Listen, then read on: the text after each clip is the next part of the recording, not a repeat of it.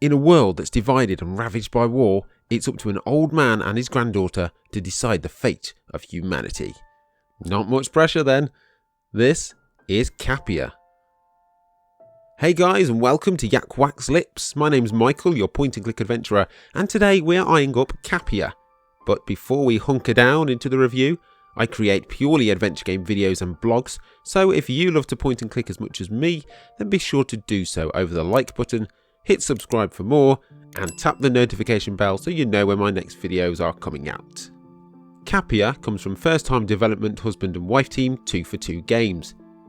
In Kapia we play as two characters, a gruff and feisty grandpa named Stefan, and his naive, happy-go-lucky granddaughter Remy. The world we live in is old and falling apart, and, oh yes, under a dome and we're stuck inside. All for our own good, of course, as war ravages the outside world. The war is ending and the East and West are in separate domes, unable to agree a peace treaty, so a mission is put into place with our hero Stefan heading out the dome to try to help. The mystery of Kapia revolves around his return and the secrecy of a message that he has in his pocket. This secret is one that will take Stefan into the murky underbelly of the political world and take his granddaughter Remy on a quest to hunt for him. Some western cities built domes over antique parts of the city. It was decided to build a dome over the center of our capital to protect its beauty from time. Both characters are cut from the same cloth, inquisitive yet secretive. Even in her young age, Remy is jumping from windows and climbing heights. You just know it's what Grandpa would have been doing in his youth too. Remy's parents are not in sight, and it's not till later that you discover their fate. We start out as Remy, trying to welcome her grandpa back into Kapia after some time away on a secret mission. But from the start, it's becoming quite challenging for him to even enter the city. What starts out as a dilemma for the pair quickly shifts into a more delicate and dangerous situation. Remy can seem innocent, like little kids often do, but she undeniably has a Machiavellian streak to her. Early on there's a post-it note written by one of the adults, and on it says, "Never make a bet with Remy," and this tells you all you need to know about her.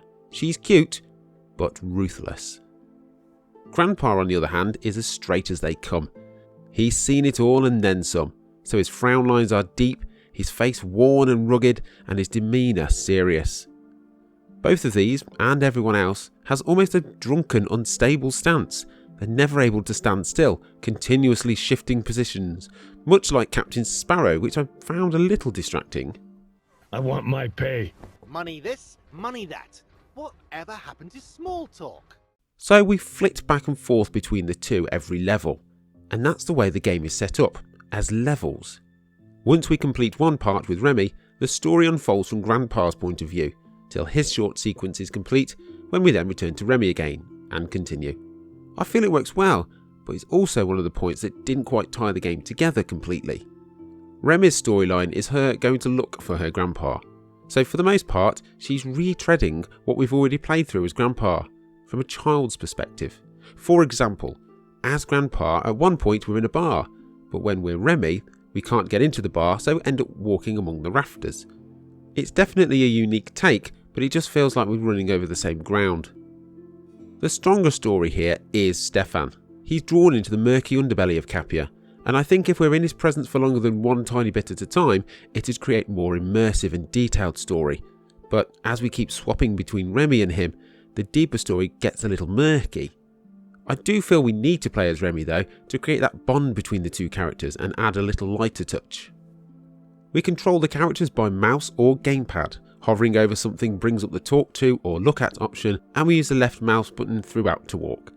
The inventory is used by dragging it from the top of the screen, although there is an option in the menu to change this. The biggest misstep of all for me is the use of only one save game at any time, and no option to save manually. Several times I closed the game and hoped to God it had saved itself not too far back for me to have to repeat puzzles. I like to have at least a minimum of 3 manual save spots, but here there is none. It's auto-save only, and it saves after only a few certain events. The adventure game side of things hits the mark. There is an impressive range and types of puzzles, including mini-games and inventory-based puzzles.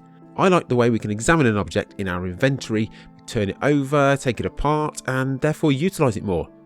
The mini games, especially the ones later on, were really good fun and logical.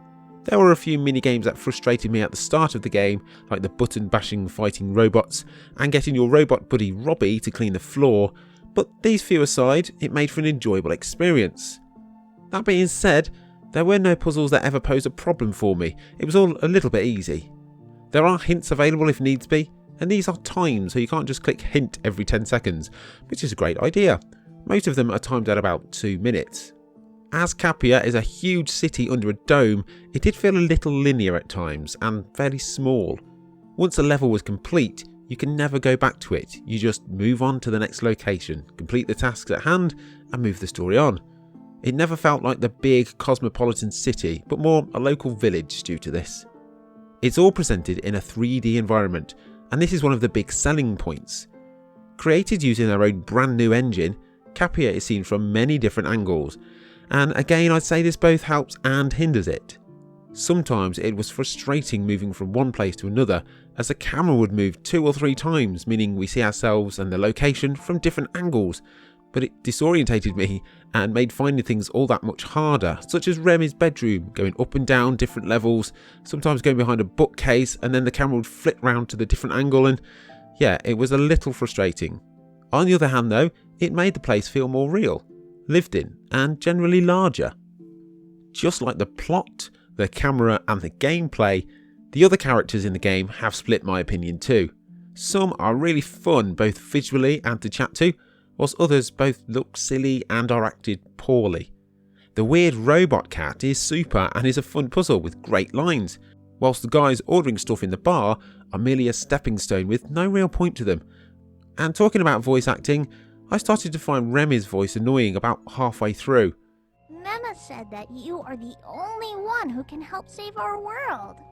Stefan is gruff with gravel tones that fit in perfectly, and everyone else, kind of like the rest of the game, are hit and miss. I need to know now. You are different. You make me doubt. I want to remember. The dialogue, it's well written, but it suffers from the fact that the developer's first language isn't English. So although what's being said makes sense, sometimes it's a little jilted and a little wooden. This though, it didn't distract me too much. Musically, the numbers it offers matches the story, although on occasion it can be a little jolly for what is a pretty poignant moment on screen. Kapia has mighty high ambitions and should be applauded for pulling some of it off. Creating their own engine for one is huge. It was an entertaining adventure with 2 memorable protagonists. Broken down, there are flaws in it, a few too many rough edges with the story it offers becoming tangled up in its own history, getting murkier as it goes on, and an ending that, although far from ambiguous, wasn't entirely satisfying. Kapia's strength is in the world building, the relationship between Remy and Grandpa, and the unwavering truth that good always beats evil. As an adventure game, everyone from 8 to 80 will find joy in it somewhere. Thanks for watching my review of Kapia. Get yourself a copy for PC from GOG from the link in the description down below. And thank you for 2 for 2 for the review copy in exchange for this honest review. If you're interested in more of the making of Kapia, I did an interview with Anna from 2 for 2 Games, so I'll leave a link right here. And for more from me, be sure to subscribe. Until next time, have a wonderful morning, afternoon or evening, whatever it is you're doing right now. Take care.